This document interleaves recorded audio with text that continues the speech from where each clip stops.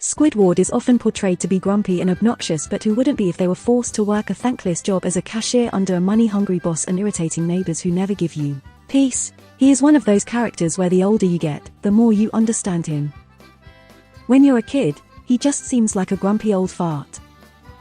But then you start to realize he reflects a lot of what adulting is. His two next-door neighbors and his cheapskate boss are his two primary annoyances in life, and it's caused him to develop a strong sense of cynicism and sarcasm. In the earlier episodes, it's not uncommon to see him expressing his dislike of SpongeBob through a hefty dose of dry jabs. We actually learn that he's always in a mood because he would much rather be doing better things with his time, like creating his talent. He has aspirations of being in an orchestra, and practices his clarinet when he gets a chance. As a character with finer tastes, Squidward is shown happiest when he's at home painting or playing his clarinet. In a lot of scenes, he usually reads high life magazines on art. As if being overworked by his boss for more cash wasn't enough. He's almost never able to get some peace and quiet due to SpongeBob and Patrick's zany adventures that always disrupt and subject him to unnecessary levels of abuse. In the end, he finally gets his big win.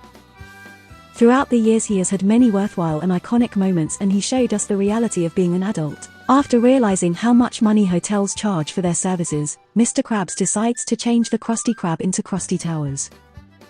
He forces SpongeBob and Squidward to do whatever the customer asks, regardless of how ridiculous it sounds, which is as outlandish as it appears. The abuse drives Squidward to quit his job, but he soon returns as a guest just to stick it to them. This episode makes good use of its premise, but the second half is what makes it memorable. After years of being overworked and underpaid, it's beyond cathartic to see Squidward turn the tides on his stingy boss. It's also got some hilarious jokes from Patrick and a fun cameo by Squidward's mother.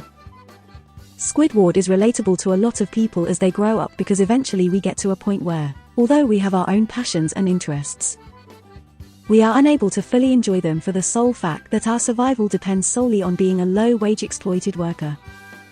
Squidward is miserable because he's failed at his dreams and is doomed to be a cashier making minimum wage for the rest of his life.